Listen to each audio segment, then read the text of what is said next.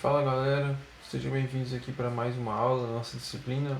Hoje eu vou falar sobre os ventiladores, certo? E qualquer dúvida que vocês tenham, como já é de costume, podem ficar à vontade para me procurar, tá? Mas vamos lá sem mais demora. Os ventiladores, eles são essencialmente máquinas de fluxo que são consideradas dinâmicas ou também chamadas de turbomáquinas. Eles podem provocar escoamentos que são radiais ou axiais. E aqui já tem a imagem dos dois tipos, né? Os axiais e os radiais aqui à direita na imagem, certo? Então vamos lá.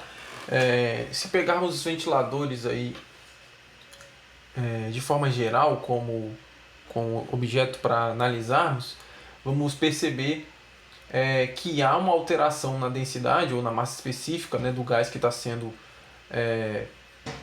que está escoando através das pás do ventilador, mas ela é muito pequena e ele pode ser considerado incompressível para esses casos. Em alguns lugares na literatura, né, alguns autores vão considerar que os ventiladores vão trabalhar com uma variação de pressão de cerca de 25 kPa.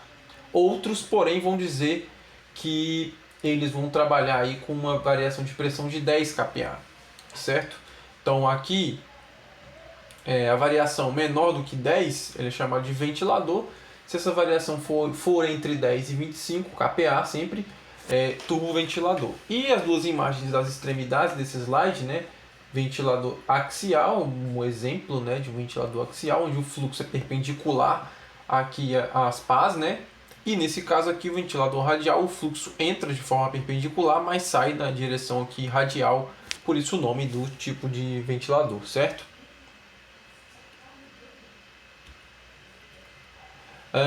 Existem ainda as formas de se classificar com relação à pressão de descarga, né? Com relação à função da...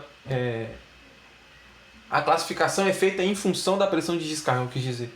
Então pode ser classificado como ventilador de baixa pressão, com ΔP aí em torno de 0,02 kgf por centímetro quadrado, de média pressão, que vai variar ali entre 0,02 e 0,08 kgf por centímetro quadrado, e ainda de alta pressão, que vai desse limite, 0,08 a 0,25 kgf por centímetro quadrado. Acima disso, existem aí os compressores sopradores, né, que vão trabalhar com ΔPs aí maiores do que esse valor. Ren, aí no seu livro de máquina de fluido, apresenta aí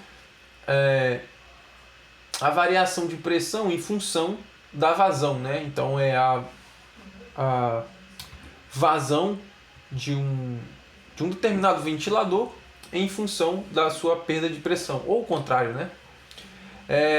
Aí nesse diagrama existem os campos de aplicação para compressores e ventiladores, né? Alguns campos que até, vamos dizer assim, se entrelaçam, né? Então em alguns casos é possível trabalhar com esses equipamentos dentro dessas margens de vazão e variação de pressão, certo? As principais aplicações dos ventiladores estão aqui relacionadas nesse slide, né? Eu coloquei pelo menos 5 delas aqui. Primeira, talvez a mais próxima de nós, seja a questão da circulação de ar, onde o ventilador ele vai trabalhar como um insuflador, né? De ar puro ou de ar tratado. Nesse caso, o objetivo é melhorar a qualidade do ar que está sendo respirado dentro de um ambiente, dentro de uma sala, enfim. E também pode ser o caso do ventilador ser utilizado como exaustor, para, por exemplo, o caso em laboratórios, né, ar contaminado, ou mesmo um ar aquecido dentro de um ambiente onde ele não é, vamos dizer assim, bem-vindo, né, onde você quer dispensar logo esse ar quente, esse gás quente. Também é utilizado, né, o ventilador para produzir fluxo de ar em aparelhos de ar-condicionado e de refrigeração, torres de resfriamento, para, nesses casos, melhorar as questões de troca de calor, né, melhorar a eficiência no processo convectivo. E também é possível encontrar essa ideia da circulação de ar nos ventiladores domésticos, né, de forma bem simples, utilizado para conforto térmico, por exemplo, num dia quente, né? Ou mesmo para circulação de ar de um ambiente que não seja tão arejado assim. Os ventiladores também podem ser utilizados para secagem ou resfriamento. Tá? O fluxo de ar ele vai entrar contra superfícies úmidas ou aquecidas, né? Ou os dois, e aí ele vai funcionar ali como elemento para secagem e resfriamento de um produto, enfim, superfície, várias outras aplicações aí. Os processos de combustão, né, os ventiladores podem estar presentes, ele vai aumentar a disponibilidade de oxigênio para as reações químicas de combustão, né? Ou ainda pode ser utilizado na queima do pó de carvão, que trabalha nos queimadores das fornalhas de caldeiras. Então o ar nesse caso da caldeira pode ser utilizado para melhorar a eficiência da queima, né? Aproveitando todo o combustível que está ali disponível na caldeira.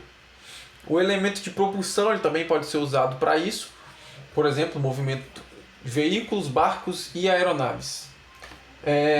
E por fim, transporte pneumático, né? Transporte de grãos, de minério, né? E em alguns casos resíduos sólidos também. Então a gente vê o ventilador presente em muitas aplicações na indústria, ou mesmo doméstica, ou comerciais, né? Enfim, é possível encontrar esse equipamento. Aqui alguns exemplos, né? Linhas que podem trabalhar, né? Com ventilador em alguns dos seus processos, né? Para aquecimento, resfriamento, transporte, né? Linhas de ventilação, deslocamento de veículos, nesse caso aqui é um barco, exaustores, enfim, você tem uma gama de aplicações e por isso os ventiladores são importantes, são máquinas de fluido importantes para serem estudadas, né? Porque os ventiladores estão presentes aí em muitas aplicações. Como já tem sido de costume, aplicando a primeira lei, ou o balanço de energia para a questão dos ventiladores, né? Lembrando que você tem um fluxo de entrada, um fluxo de saída, tem que ceder uma potência para que o ventilador funcione, né? Considerando ele em regime permanente, você não tem a variação de energia com o tempo aqui, né? Então a energia que entra tem que ser igual à energia que sai. Convertendo esses termos aqui para aqueles que a gente já conhece, energia entálpica, da velocidade e da gravidade, né? Devido à gravidade, nós chegamos que a potência ali para o ventilador é o produto da vazão mássica pelo delta entálpico e ainda a variação ao quadrado aqui, né, que seria a energia cinética do fluxo. Então é isso. Com essa equação você consegue calcular aqui a potência necessária para esse ventilador. Bom, agora eu vou falar dos tipos de ventiladores, né? E não tem muito o que falar porque a forma construtiva já até apresenta muito, já fala muito do funcionamento, né? E dos nomes são bem comuns. Então, ventiladores radiais ou centrífugos. Já mostrei para vocês até a imagem desses caras, né? Então aqui tem um esquema com o impelidor, né? A entrada de ar, a carcaça e a saída de ar aqui. Por isso ele é chamado de radial, né? Ou centrífugo. E aqui também é o outro esquema. Lembra muito o princípio... não o princípio, mas lembra muito o funcionamento de uma bomba, né? Até a estrutura, um pouco do formato. Claro que não é a mesma coisa, né? Mas nos faz lembrar de alguma forma. Um esquema de uma bomba, vamos dizer assim, né? Esses ventiladores centrífugos, eles podem possuir os rotores, ou também chamados de impelidores, com pás de perfil plano ou curvo. Então você tem aqui, ó, pás de perfil plano, pás de perfil curvo e pás de perfil de aerofólio, né? Que é um perfil assim, vamos dizer, que tem um projeto aerodinâmico. Ele não é simplesmente uma pá ali sem nenhuma preocupação aerodinâmica, certo? Então, se você partir desse rotor da esquerda até da direita ali, você tem o rotor de menor até o de maior eficiência de ventilação. Ou seja, o que já é esperado, né? Perfis de pás de aerofólio vão apresentar uma eficiência maior do que pás de perfil plano, né? Agora, é claro também, acredito que seja lógico, pela dificuldade de fabricação e tudo mais, esse perfil, essa pá, né, com o perfil de aerofólio acaba sendo mais caro, claro, o processo de fabricação é mais custoso, né, e dá mais trabalho fazer. Esses ventiladores eles podem ter 3 tipos de rotores, podem ser abertos, fechados ou semi-abertos. Então aqui tem a imagem, né, desses caras, o impelidor aberto, impelidor semi-aberto e impelidor fechado. Mais uma vez, lembra bastante a ideia lá das bombas. Tá? Não dá para fazer uma associação direta, porque trabalha contra o fluido, enfim, mas é a mesma ideia do princípio de funcionamento, né? Aberto, semi-aberto e fechado. E também aqui, ó, se vocês acompanharem a seta vermelha, da esquerda para a direita, maior eficiência na ventilação, ou seja, impelidores fechados vão apresentar maior eficiência. Agora, se os gases que estão sendo ventilados, né, tiverem sujeira, né, em suspensão, poeira, esse cara que é o impelidor aberto vai estar mais adequado para essas aplicações do que o impelidor fechado. Porque nesse caso, ele vai ter menos regiões para depósito de material particulado, certo? É claro que os impelidores fechados vão criar condições melhor para direcionar o escoamento dos gases, por isso que eles são mais eficientes. Só que eles têm uma área de contato que é muito grande, então isso faz com que eles tenham essa dificuldade de trabalhar com ar ou gases que tenham material particulado, porque eles vão acabar se depositando sobre a superfície dessas pás. Bom, vou falar agora um pouco sobre os ventiladores centrífugos, ainda falando dos impelidores de pás com perfil plano, né? Vamos lá. Elas podem ser inclinadas para trás, planas radiais simplesmente, e planas inclinadas para frente. Esse impelidor com pás planas inclinadas para trás, ele tem boa eficiência e é silencioso. Ele é usado para gases limpos ou com baixas concentrações de material particulado. Ele vai apresentar pressões de descarga medianas quando comparado aos modelos de perfil curvado.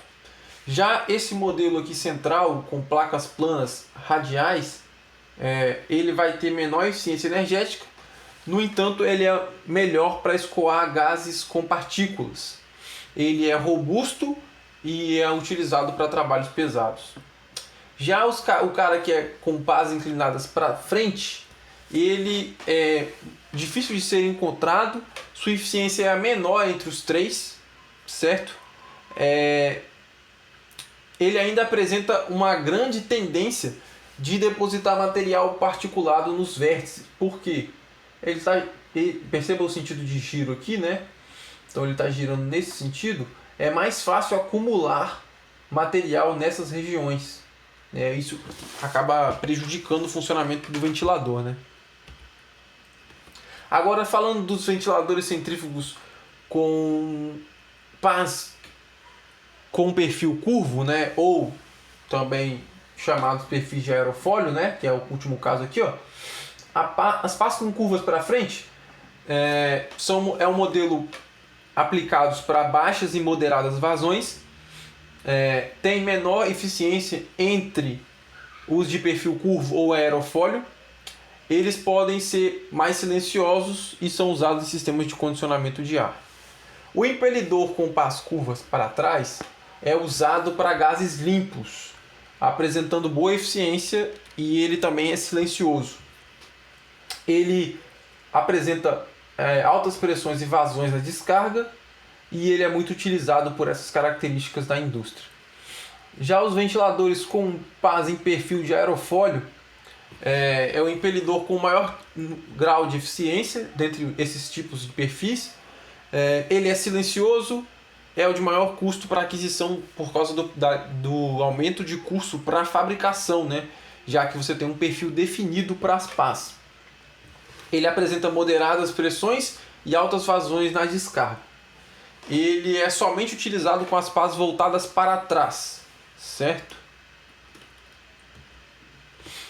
Então aqui tem alguns exemplos, né? Esse aqui é um ventilador de acionamento direto, aqui tem exemplo de ventiladores, né?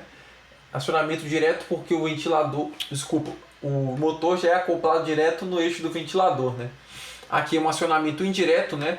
Então você pode ver aqui que tem uma correia que vai ser usada para acionar o ventilador, né? O motor não é ligado diretamente ao ventilador. Aqui mais uma imagem, né, para mostrar quase uma vista explodida, né? A entrada, o funil aí de entrada, o impelidor, a carcaça, né? Os eixos e o motor. Uma estrutura relativamente simples, né? Se formos parar para pensar, não é uma estrutura complexa, né? Tem um impelidor ali, os anéis, um flange de entrada, um flange de saída. Não é um mecanismo tão complexo assim, certo? Mas é claro, tem as suas complexidades e tem as suas dificuldades. Acabei de mostrar para vocês um slide com as aplicações específicas, né? Então por isso é importante ficar atento. Agora eu vou falar dos ventiladores axiais, né? A ideia do fluxo axial é essa, né? O fluxo vai entrar e sair na mesma direção, ou seja, os fluxos são paralelos de entrada e saída. E eles ainda podem ser classificados de duas formas: de ventiladores propulsores, onde as hélices são fixadas num cubo, né? Que já é conectado ali no eixo do ventilador. Esse eixo já é girado diretamente por um motor e não há carcaça para direcionar fluxo algum do gás, que em geral é o ar, né? Também não há necessidade e a grande preocupação de gerar perfis otimizados com aerodinâmica boa, nada do tipo, pois o fator custo é importante para a aplicação desses ventiladores.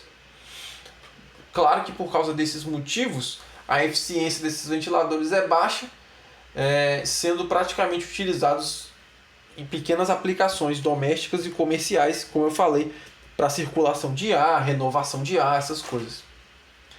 Turboventiladores axiais é a outra forma de se classificar. Nesse caso, o impelidor de hélice é envolvido por uma carcaça, é o exemplo aqui da imagem, né? As hélices estão aqui, ó.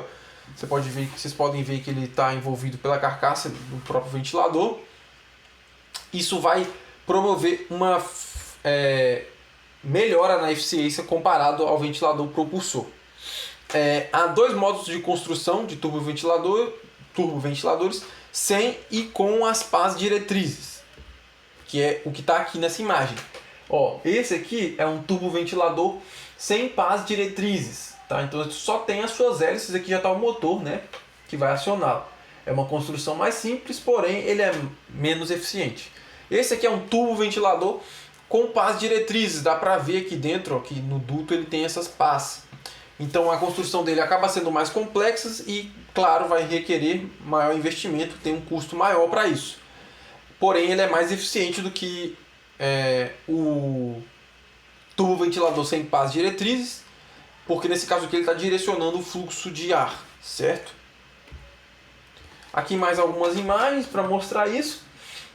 E mostrar também o acionamento direto pelo motor, né, onde o motor já é acoplado aqui ao eixo do ventilador. E nesse caso aqui, ó, o turboventilador axial com acionamento indireto. Tem uma correia, ó, dá para ver ela aqui, que vai estar conectada lá ao ventilador para que aconteça o acionamento, né? E essa correia ela é conectada, né, e está ali presa ao motor e ao ventilador por meio de polias, certo? Aqui mais uma vez para a gente ter uma ideia, né? Você tem o motor, esse aqui é um ventilador turboaxial. Lembra aqui que eu mostrei, ó? Deixa eu voltar, ó. Turbo, essa expressão em inglês que é um turboventilador, né? E o turboventilador com pás diretrizes é chamado de vane axial, né? Então aqui você tem os dois tipos. O motor aqui de acionamento, né? Usando uma correia, nesse caso acionamento direto, tá? Só para chamar atenção para isso. Mais uma vez aqui, ó, motor, eixo, ventilador, né? Já é direto conectado, certo? E aqui a carcaça. Nesse outro caso, você tem uma polia, uma correia, né, que vai ser usada para transmitir o movimento. Sempre lembrem dessas diferenças, né? Há ainda uma preocupação ou um alerta que precisa ficar claro durante o funcionamento de determinados tipos de ventiladores em determinadas faixas de rotação ou de vazão volumétrica. Nesses casos pode acontecer instabilidade, o que vai causar grande quantidade de vibração, o que vai aumentar ruído e desgaste das peças. Então toda vez que um ventilador for ser utilizado, é preciso olhar as curvas, né, que relacionam vazão e pressão para ver qual é a zona onde ele vai trabalhar de forma segura, né, de forma a não comprometer a sua estrutura. E ficar atento às relações de vazão e pressão para não trabalhar nas regiões de instabilidade, né? Sempre procurando aqui, ó, as regiões onde você pode trabalhar com segurança sem elevar os níveis de vibração. Agora, falando da eficiência aí dos ventiladores industriais, os perfis, primeiro falando do tipo, né, radial e centrífugo e depois o axial, né? Nós vamos ver aqui, ó, que perfis para o ventilador radial centrífugo, o aerofólio, né, o impelidor do tipo aerofólio vai ter uma eficiência bem maior, 88. Já os outros aqui, ó, vão chegar aqui a ter 50, né, no radial aqui, ó, certo? Então há uma diferença bastante significativa. No axial, com pás diretrizes, né, aí você chega a 86. Sem as pás diretrizes, 75. Há uma diferença, não é exorbitante, né, mas há essa diferença. Agora falando aí de forma talvez resumida, algumas considerações sobre os ventiladores. Em geral, os ventiladores axiais são mais adequados para vazões mais elevadas, né, e pressões menores. Então, os ventiladores radiais vão se adequar melhor aos trabalhos que vão precisar de maiores pressões e menores vazões. Os ventiladores radiais ou centrífugos são mais compactos. Em relação à eficiência, salvo o perfil aerofólio, os ventiladores axiais com pás direcionadoras têm rendimento em média superiores aos radiais. A manutenção dos ventiladores axiais é um tanto mais trabalhosa por esses se encontrarem fixados em tubulações, que na maioria das vezes não são de fácil acesso às pessoas que vão fazer a manutenção. E por fim, os ventiladores centrífugos são mais silenciosos que os axiais. Para minimizar os ruídos aí nos ventiladores que são do tipo axiais, quando isso é uma coisa muito importante, pode-se projetar esse ventilador com acionamento indireto por polias e correias, o que vai diminuir os ruídos, né? Já que o motor vai ficar fora dos dutos, ou fora do duto, né?